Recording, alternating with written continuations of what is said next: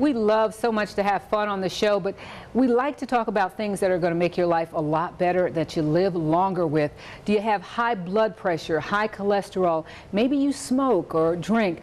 Well, all of these things can contribute to the possibility that you could have a stroke.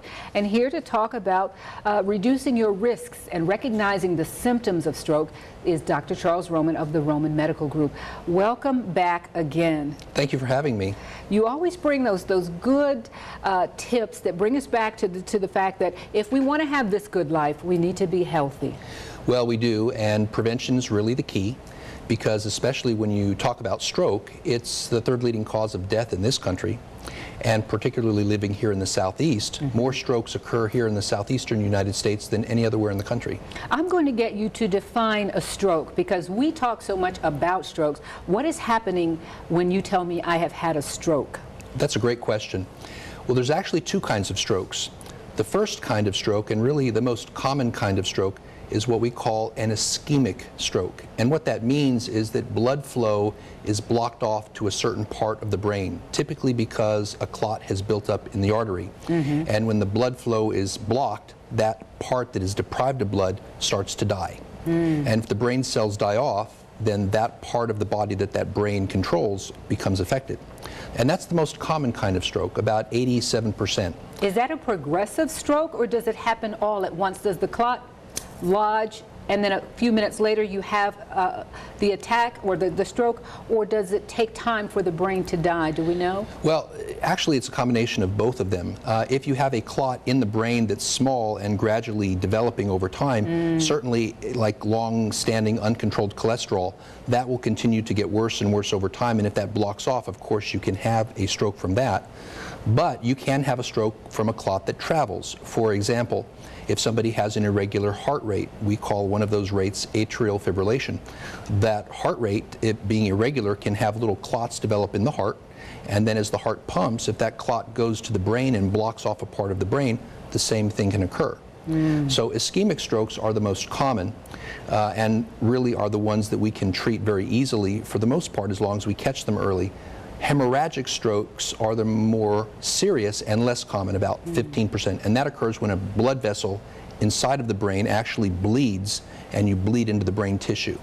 How does one know that they are a candidate for a stroke? Well, stroke is all about prevention, and so certain things make you more likely than not to be at risk for them. So for example, we know that certain nationalities are more likely to be at risk. For example, African Americans are twice as likely to have a stroke than Caucasian Americans. Mexicans and Orientals are somewhere in the middle of there. So certainly certain ethnic races will be at more risk. And then people that have certain medical conditions, such as high blood pressure. Uncontrolled blood pressure can predispose somebody to a stroke. Diabetes, which is really on an epidemic in this country, can lead people to have stroke. So there are certain things, medical and non-medical, that put people at risk for stroke. And it's really treating those things and being proactive that can limit your risk and hopefully prevent that from happening down the road.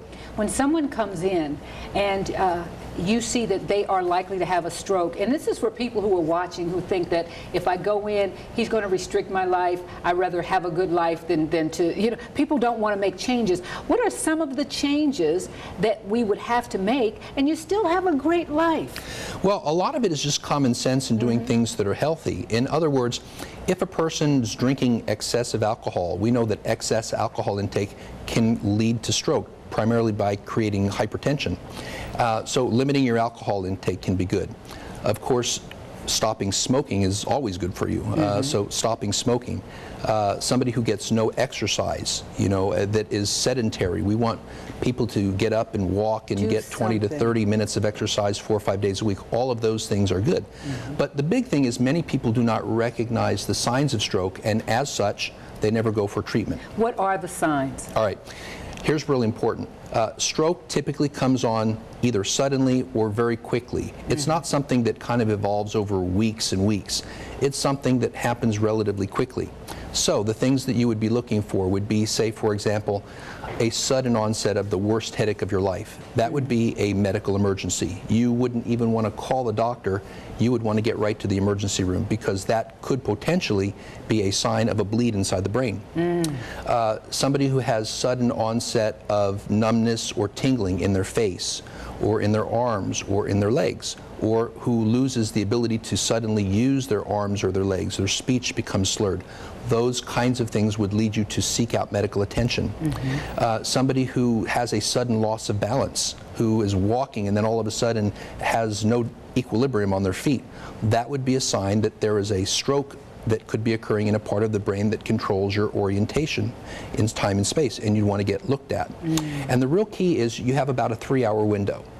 So it used to be that when people had a stroke, there was really nothing that we could do for them. But the whole thought process behind stroke and treating stroke has changed. So just like you think of a heart attack and getting to the hospital early to get to the catheter lab so that the cardiologist can open up that artery, now we think of strokes as brain attacks. And so you have a window of opportunity to get treatment. And if you can get treatment within that first 3-hour window, then very often you can prevent the stroke from progressing and hopefully preventing long-term damage.